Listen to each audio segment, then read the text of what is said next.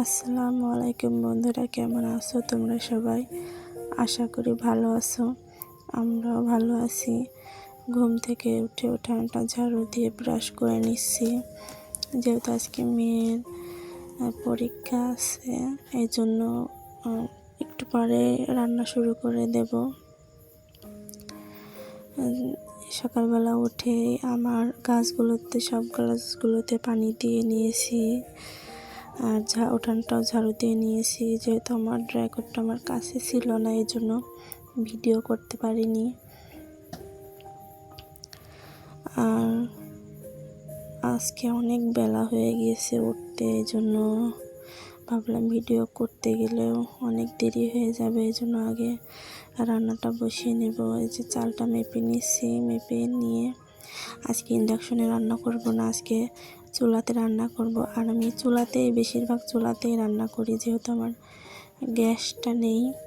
আমার গ্যাসটা অনেক দিনই কেনা হয় না। আমার চুলাটা নষ্ট হয়ে গেছে কিনা জানি না, তবে আমার মনে হয় নষ্ট হয়েই যাবে। যদিও না হয়, তবে 2-1 মাসের মধ্যে যদি না চালু করি তাহলে নষ্ট হয়ে যাবে।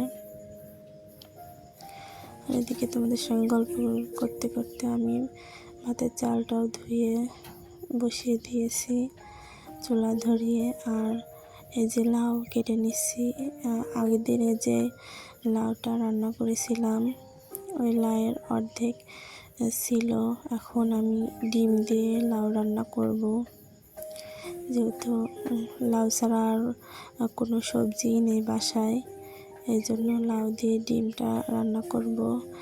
আর ডিমটা আমি আগেই সিদ্ধ করে নিয়েছিলাম, এখন শুধু ছিলে কেটে নিচ্ছি মাঝখান থেকে। যেহেতু 2টা ডিম আর আমরা 3 জন মানুষ, এই জন্য অর্ধেক করে কেটে তারপরে রান্না করব। এদিকে ভাতটা বসিয়ে দিয়ে কাটাকাটি করে আমি মশলাটা বেটে নিচ্ছি। মশলা বেটে এদিকে ভাতটাও হয়েছে, এদিকে আমি মশলাটাও বেটে নিয়েছি। আমি এভাবেই রান্না করি প্রতিদিনই।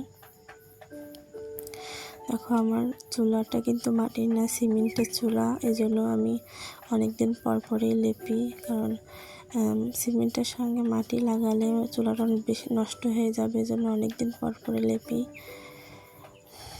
দেখো, এখন আমি ডিমটা ভেজে নেব।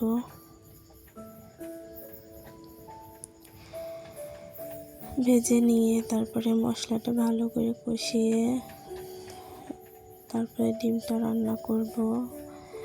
আর ভাবছিলাম একটু কালো জিরা ফোড়ন দিয়ে রান্না করব, কিন্তু আমার কালো জিরা নেই।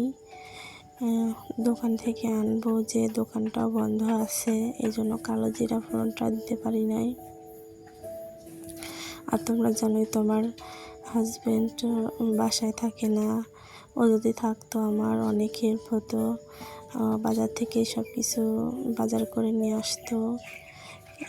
আর এখন আমার তো নিজেই সব কিছু কেনাকাটা করতে হয়, বাজার থেকে শুরু করে একটা সংসারে যত কাজকর্ম আছে সব কিছু নিজেকেই করতে হয়। আমার ভিডিওর মানে আগে 2-1টা ভিডিওর মধ্যে আমার হাজব্যান্ড ছিল, যখন ও বাড়িতে ছিল। তারপরে বাইরে যাওয়ার পরে আর তোমরা অনেকেই দেখো না আমার ভিডিও, তো আসলেও তো বাড়িতেই থাকে না, দেখবা কিভাবে? যাই হোক, যেভাবে হোক আমি মানিয়ে গুছিয়ে তো নিতেই হবে, যেহেতু আমাদের জন্যই বাইরে গিয়েছে কাজ করতে। নিজেরাই একটু দেখে শুনে চলতে হবে। আর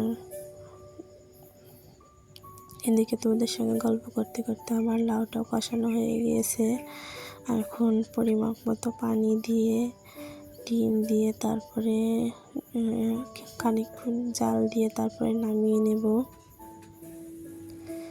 আর এদিকে আমার মেয়েরও পরীক্ষার সময় হয়ে যাচ্ছে, এজন্য আমি তাড়াতাড়ি করছি। আর ভাতটাও দেখো, আমি ছোট পাতিলের মধ্যে এটার মধ্যে ঢেলে তারপরে ঘরে নিয়ে যাব, যেহেতু কালের বাসনপত্র তো আর ঘরে নেওয়া যায় না।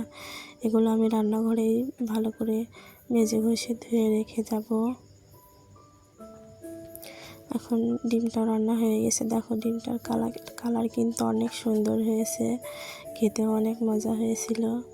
দেখো আমার মেয়েকে খেতেও দিয়েছি, আর ও খাচ্ছে না, আমি ভিডিও করছি এই জন্য ও খাচ্ছে না। বলছে তুমি আগে ভিডিও করো তারপরে আমি খাবো। ওকে খেতে দিয়ে ওই চলে গিয়েছে পরীক্ষা দিতে। এখন আমি ছেলেটাকেও খাইয়ে দিয়েছি, খাইয়ে দিয়ে মুরগিগুলোকে বের করে তারপরে খাবার দিয়ে আসলাম। দিয়ে এসে এখন এই যে বাসনপত্রগুলো রান্নার সময় নোংরা হয়েছিল এগুলাই পরিষ্কার করে ধুয়ে মেজে ঘষে নিচ্ছি। মেজে ঘষে নিয়ে আজকে ভাবছি কলের পাড়টা পরিষ্কার করব,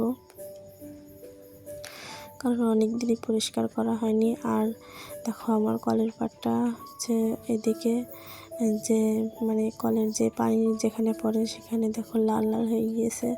ওইখানে আসলে আমাদের এইদিকে সবার কলের পানি আয়রন, প্রচণ্ড আয়রন। এদিকে মানে দুই তিনটা গ্রাম ধরে এরকম আয়রন পানি, কী করা যাবে। আর ভালো কোনো কলও নেই, আর সাপ্লাই পানিও আসে না এদিকে। আসবে কি না কোনো দিন জানিও না, আমার তো মনে হয় কখনো আসবে না। সাপ্লাই পানি আসলেও মানে দেখা যাচ্ছে কলের পানি ব্যবহার করতাম আর সাপ্লাই পানি খাওয়ার জন্য ইউজ করতাম, কিন্তু সাপ্লাই পানি তো এদিকে আসে না। দেখো কলটাও সুন্দর করে পানি দিয়ে ঘষে ঘষে ধুয়ে নিচ্ছি। আর ওইদিকে দেখো কলের ওইদিকে যে পানিগুলো পড়ছে ওদিক দিয়ে হাঁটা চলা কষ্ট হবে, পিছলা হয়ে গিয়েছে, জন্য আমি ঝাঁটা দিয়ে পানিগুলো সরিয়ে দিয়ে আসলাম। দিয়ে এসে কালকে যে কাপড় চোপড়গুলো কেচে রেখেছিলাম ওইগুলাই মেলে দিচ্ছি। আর আমি কালকে তো ভিডিও ছাড়িনি, কারণ কালকে আমি বাড়িতে ছিলাম না, এই জন্য কালকে ভিডিও করাও হয়নি আর ভিডিও ছাড়াও হয়নি। এদিকে দেখো আমি থালা বাসনগুলো ধুয়ে মেজে রেখেছিলাম, এগুলো এখন পানি ঝরাতে দেব। আর ভিডিওর এই পর্যায়ে এসে তোমাদের কাছে একটা রিকোয়েস্ট, আমার ভিডিওটি যদি কেউ দেখে থাকো তাহলে একটা লাইক দিয়ে সুন্দর একটা কমেন্ট করো। আর আমার ভিডিওর কোনো অংশ যদি তোমাদের কাছে ভালো লেগে থাকে তাহলে চ্যানেলটি সাবস্ক্রাইব করে আমার পাশেই থেকো। এখন সব কাজকর্ম সেরে আমি গোসল করে তারপরে ছেলে দেখো ঘুমাচ্ছে, এখন ঘুমিয়ে আছে আর আমি রিল্যাক্সে গোসল করে তারপরে চুল টুল আঁচড়িয়ে সুন্দরভাবে রেডি হয়ে এখন কাপড় চোপড়গুলো যে মেলে দিয়েছিলাম ওইগুলো ভাঁজ করে নিচ্ছি, যেহেতু এখন ঘুমিয়ে আছে আমি খুব আরামের সাথে কাজ করতে পারবো।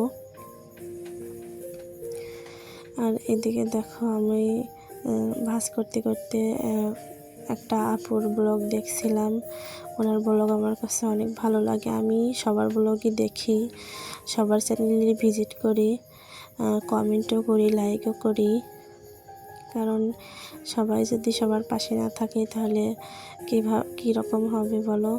আমরা সবাই সবার পাশে থাকব, আমরা সবার ভিডিওই দেখব। সবাই তো একটা আশা নিয়ে চ্যানেল খোলে।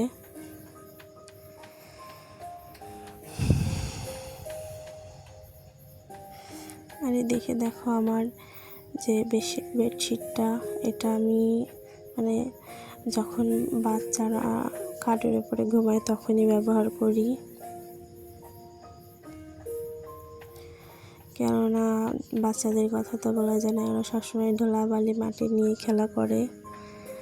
আর এদিকে দেখো কারেন্টের লাইটটা দিতে আমি ভুলে গিয়েছিলাম, লাইট দিয়ে দিলাম। আর লাইট দিয়ে বিছানাটা ওইদিকে ঝাড় দিয়ে পরে ভাবছিলাম যে আরও অনেক কাজ করব, এইদিকে যে শোকেসটা আছে মোছামুছি করব, করে ভিডিও করব। ঘরটা ঝাড়ু দিয়েছে একবার, তারপরেও দিচ্ছি, যেহেতু বাচ্চারা ময়লা করেছে। দেখো আমার শাশুড়ি চলে এসেছে, ভিডিও আর করতে পারিনি, ভিডিও শেষের দিকে। আজকে এই পর্যন্তই, কালকে আবারও দেখা হবে। খোদা হাফেজ, সবাই ভালো থেকো, সুস্থ থেকো, আমরাও ভালো থাকবো ইনশাল্লাহ।